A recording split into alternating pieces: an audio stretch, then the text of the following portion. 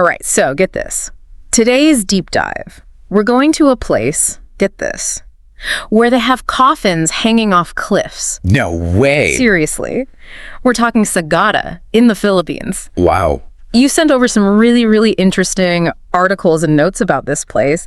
Seems like you want more than just the typical travel brochure stuff. Yeah, for sure. Which, I mean, fair enough. It's funny, when you think about Sagada, it kind of throws you for a loop. What do you mean? Well, you've got these incredible, like, postcard-worthy natural wonders, right? Oh, yeah. Like what it did? You've got the Sumaguing Cave, Right. or Bonoak Falls. Right. But then you dig a little deeper and you find this whole other layer, this cultural blend. You wouldn't expect it. It's like you've got the picture-perfect spots, which, don't get me wrong, those are stunning. But then there's this whole other side to Sagada. All this history, the religion, even just like the economics of it all. Things that, honestly, most people probably don't even think about. Most people don't. And that's what's so cool about going deeper, right? Exactly. That's what we're here for. Like, take those hanging coffins you mentioned. Oh, yeah. Definitely one of the things Sagada is known for. Understandably. Yeah, they're striking. But their meaning, it goes way beyond just being visually cool. It's a tradition, centuries old. For the Igorot people, it's about being closer to their ancestors, the afterlife, by being laid to rest like that. Wow.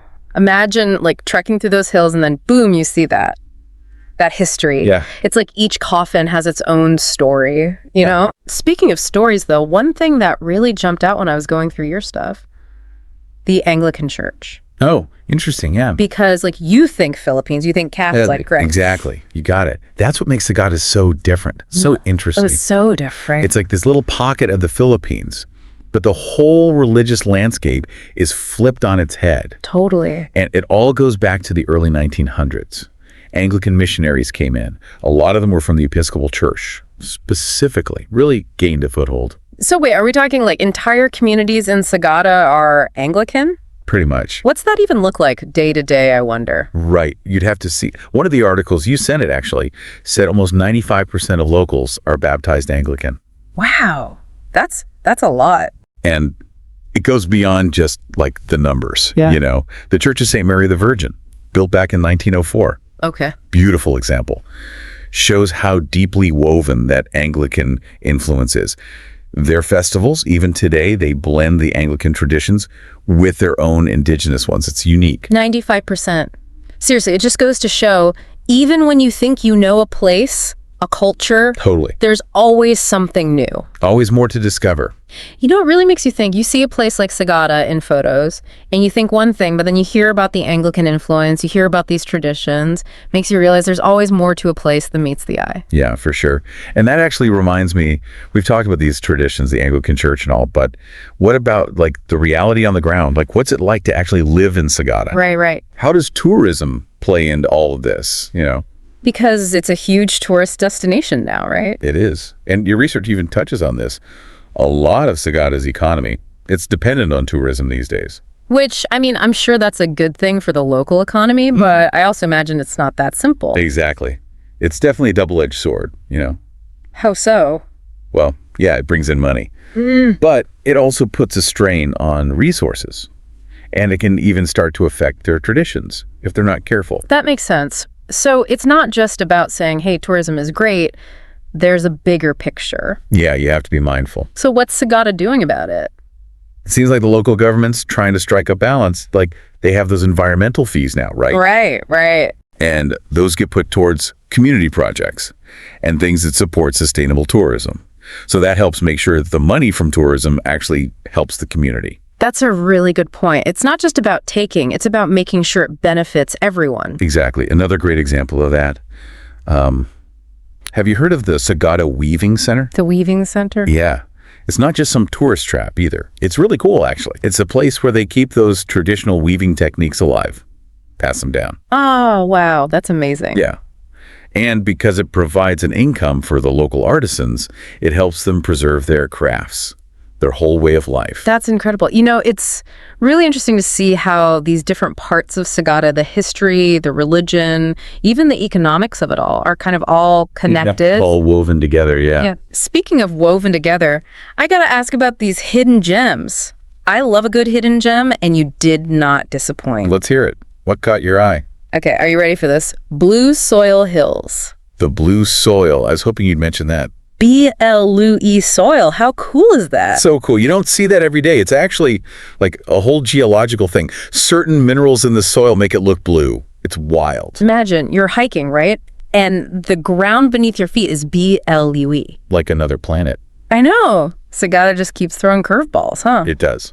What else did you find? Oh, and the pottery. Didn't you mention they got a long history of pottery there? They do, even before the Spanish colonial period. Wow, that's going back. Right. And again, it's not just about making pots, it's about that cultural connection. Yeah. Each design, each piece, it's like a link to their pre-colonial past. Wow. Each piece is like a little piece of history. Exactly. It's more than just something pretty to look at. Way more. It represents something much bigger. And that's what makes Sagada such an awesome place to explore. Totally. It's funny how one little detail leads to another and you end up down this whole rabbit hole. Like, I never would have guessed that Sagada was connected to, well, this is kind of heavy, but the Bew massacre. Oh, wow. Yeah. You're right. It's not exactly lighthearted. No, definitely not. I was reading that back in '83, Sagada actually became a refuge for some of the people who escaped. It's true. And it really makes you think. I mean, that was a dark time. A lot of upheaval in the Philippines. And for Sagada to be a place of safety for those fleeing. It says a lot about the people, doesn't it? It does. There's a strength there, a real sense of community. Okay, but enough about the heavy stuff for a second because I found something else I have to tell you about. Ready for this? Orange mushrooms. Orange mushrooms. Okay, you got to elaborate. So apparently there's this unique type of mushroom, right? They call it the pinkian.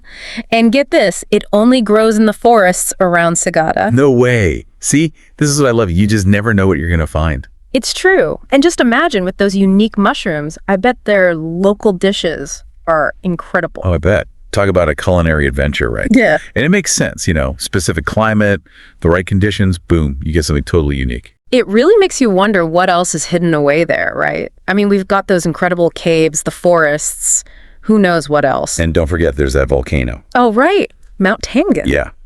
It's dormant, but still. It's right outside Sagada, and the views from the crater are supposed to be mind-blowing. Can you imagine hiking up there, this incredible view, and, right beneath your feet is this force of nature just sleeping. Nature's power. Right there. Seriously, with every little thing we learn about Sagada, it just gets cooler and cooler. It's got a little bit of everything. Adventure, history, culture, nature. It's all there. It's like the perfect package, all tucked away in this one spot. So, to our listener out there who sent us all this amazing stuff about Sagada, I hope this deep dive has given you even more to think about. Imagine you're standing there face to face with those hanging coffins. But now you've got this whole other understanding. It's not just a tourist spot anymore. It's like a glimpse into a different way of life. That's what I love about digging a little deeper on these deep dives, right? It's not just about checking things off your travel list. It's about like really connecting with the world around you. And I think Sagada really highlights that. I mean, you've got this blend of the Anglican traditions, the indigenous culture. It makes you wonder, how's it all changing, in this day and age? That's something to think about. Yeah, it is. It's like travel isn't just about seeing new places. It's about opening your mind to new ideas, new ways of seeing things. Yeah. And Sagada seems like the perfect place to do that. Well, that's our show for today. A huge thank you to you for joining me on this deep dive into Sagada. It's been incredible. The pleasure's all mine, really. Love uncovering these little pockets of human experience. Well said. And who knows, maybe this deep dive will inspire some real-life adventures. Until next time, keep exploring, keep asking questions, and keep diving deeper.